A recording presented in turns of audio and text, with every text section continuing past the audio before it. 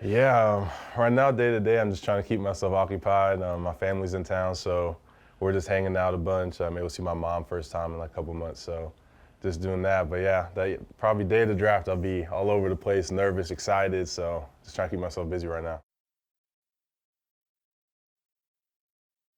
Yeah, my mom, well, she flew in from Germany, so quite the trip. And then I have two of my pals from Germany as well who made the trip. One gets in tomorrow, so pretty excited about that.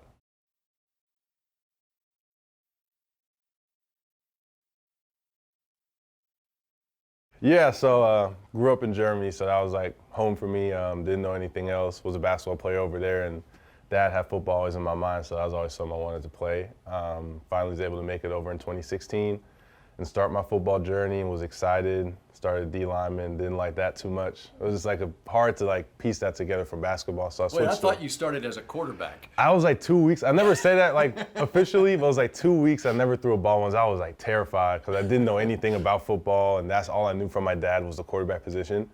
So they got me out there. It was like, you look like a lineman. So they tried me at D lineman because I was pretty athletic, but that didn't work out. So O lineman was my senior year of high school, and yeah, I got offers out of high school, stuff like that. Went to JUCO for a year and a half, able to kind of grow physically, mentally, learn more about the game, which was really good. Had great coaches there and teammates who were able to help me out. I know that JUCO has like a stigma about like being all tough and, dirtbags there, but even though that was the case at some point, like there's also guys that helped me out a bunch and grow the player I am today, which I'm really happy about. And then was able to get to TCU in 2020, and yeah, it's kind of it from there.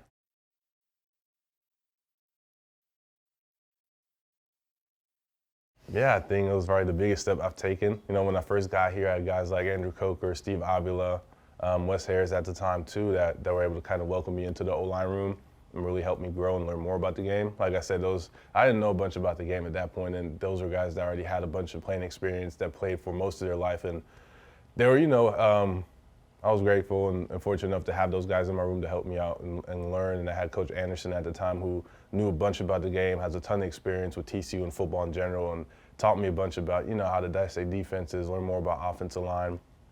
And then the past 2 years with Coach Ricker, he's a vet in the league and in the NFL for a long time and now coaching for a bunch of years. So he's able to teach me a bunch about technique, how to use it, more about, what it means to play offensive line, that, that mentality that you need, that, you can also see that transition from 21 to 22 in the offensive line room. We were like a whole different offensive line room with the same players. So very grateful that he was here and still is here to develop those guys. But yeah, those guys are probably the biggest stepping stones I had in my career.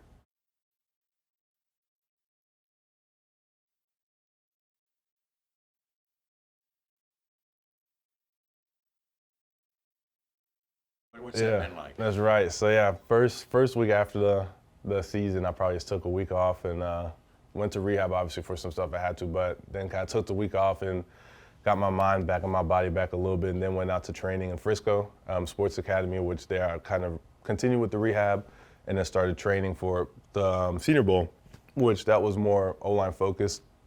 I was training with Duke Manyweather and a bunch of other O-line guys, like 18 of us there training together, straight He's got a O-linemen. lot of NFL guys. That's right. They came in later, but I mean, even the names that were there for the draft guys, Olu Fashanu, Amaris Mims, Cedric Van Pran, Cooper Beebe, guys that we're all there together, able to learn off of each other and, grow into like those NFL prospects with each other, which was really cool. So we were doing that. Some of us left for the games, the East, West, and the Senior Bowl, which that was like a really cool experience. After 2 months of not playing, you're able to go out there for a week and play. Learned a bunch from the coaches there. The assistant O-line coaches were our coaches. So they taught us a bunch about how it's going to go in the league, able to see some play calls, how different it's going to be, the tempo. And all that stuff was really cool. I mean, you're able to compete and, not just show what you can do, but also learn and apply a bunch of that stuff was really cool, stuff that I learned from Duke, but also that week. It's kind of rusty that first day, and then you kind of grow into getting your speed back and knowing where you're at. So that was cool to kind of see that progression and then apply it to the game. You come back and prepare for the combine, which that's a bunch of just running around and bench pressing. So pretty repetitive, but it was still cool to go through that process. We had great coaches like Mo, and then Coach B-Mac, as we call him. They did a great job with us speed-wise, and then Duke had us ready for the bench. So combine, we were out there, a bunch of us guys were out there kind of be able to support each other and compete with one another and perform.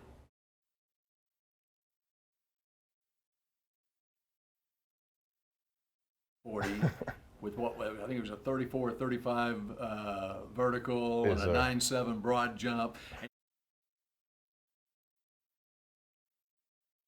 As a 20-year-old coming out of USC over a decade ago. Yes, sir. only thank the guys that prepare me, the coaches, the trainers, and the guys around me to support me. So.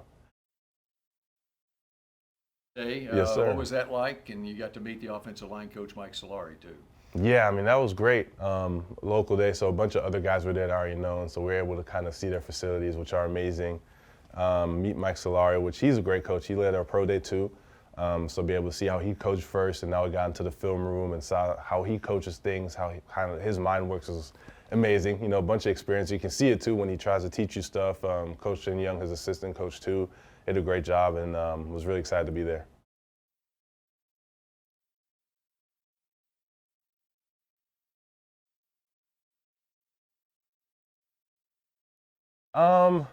You know, I don't really try to keep my mind on that. I'm just grateful to be in this position. And at the end of the day, if you get picked up, if it's undrafted, first round, second round, wherever it is, you know, just be grateful that you're getting the shot to be able to be in the league. And yeah, once you get there to those camps, you just got to give it your all. And that's kind of where my mind is at. And I'm just excited to be in this position. Never would have thought probably 7 years ago that I would be here, but very grateful that I'm able to be here and made the decision I did to be able to play for this league.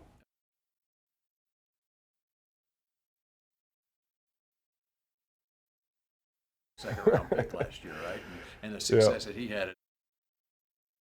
That's right, yeah. Steve's an amazing guy. We still talk probably every week to this day. Learned a bunch from him throughout this process. He gave me a bunch of tips and advice, and even last year he gave me some tips. So able to see his kind of path in his first year, and I learned from that. Now he can kind of guide me through it. I'm grateful to have a guy like him in my corner. So what?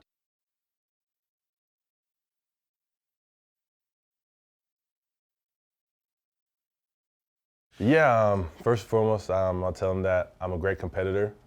If not the best and most competitive guy in the draft, well, no, whatever I do, if it's on the field, in the weight room, if we're playing chess, bowling, whatever, I'm trying to be the best that I can. And, you know, that's not just against someone, but with myself. So I'm always striving to be the best person I can. And secondly, it doesn't matter if they want me to come in and start, if they want me to first learn that first year and be in the scout team, I'm going to be in there and be the best person I can and help the team. And you know, that stuff goes a long way, and that's the person I'll be for that team for sure.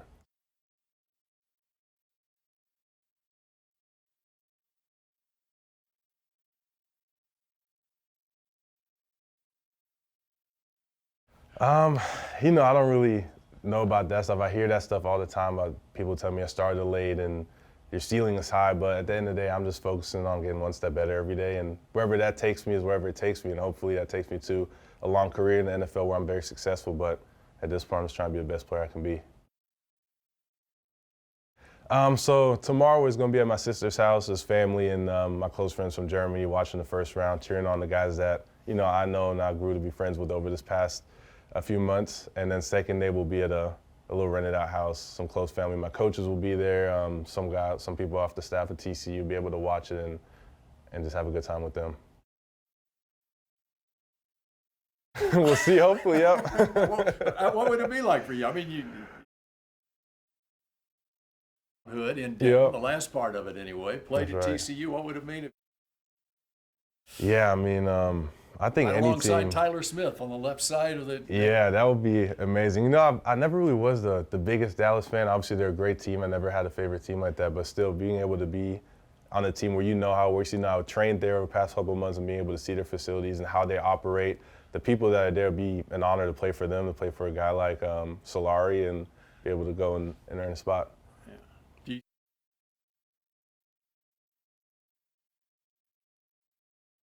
Yeah, I mean, I tell people all the time, I don't really have a preference. Obviously, I have more experience at tackle than guard, but I feel comfortable at either position on either side. People ask me about center, and I mean, I snap in practice, but, you know, never had experience. So if they need me to learn that, you know, I'm willing to do that too, but wherever they need me at is where I'm going to play at.